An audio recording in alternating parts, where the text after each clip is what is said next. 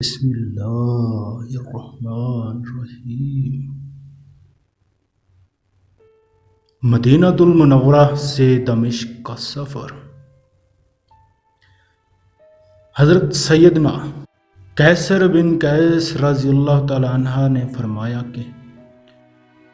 میں حضرت سیدنا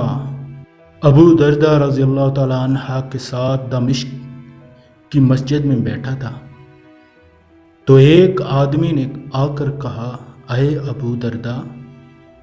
بے شک میں تاجدار رسالت صلی اللہ علیہ وآلہ وسلم کے شہر مدینہ طیبہ سے یہ سن کر آیا ہوں کہ آپ کے پاس کوئی حدیث ہے جیسے آپ رسول اللہ صلی اللہ علیہ وآلہ وسلم سے روایت کرتے ہیں، اور میں کسی دوسرے کام کے لیے نہیں آیا۔ تو حضرت ابو دردہ رضی اللہ تعالیٰ عنہ نے کہا کہ میں نے رسول اکرم صلی اللہ علیہ وآلہ وسلم کو فرماتے ہوئے سنا ہے کہ جو شخص دین حاصل کرنے کے لیے سفر کرتا ہے کو خدا تعالیٰ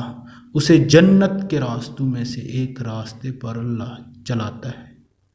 اور طالب علم کی رضا حاصل کرنے کے لیے فرشتے اپنے پروں کو بچھا دیتے ہیں، اور ہر وہ چیز جو آسمان و زمین میں ہے، یہاں تک کہ مچھلیاں پانی کے اندر عالم کے لیے دعائے مغفرت کرتی ہیں، اور عالم کی فضیلت عابد پر ایسی ہے جیسے 14ویں رات کے چاند کی فضیلت ستاروں پر، اور علماء انبیاء کرام علیہ السلام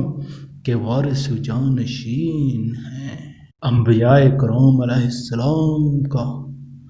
ترک کا دینار و درہم نہیں ہے، انہوں نے وراثت میں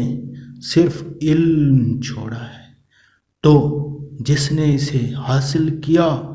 اس نے پورا علم پا لیا۔ سبحان اللہ۔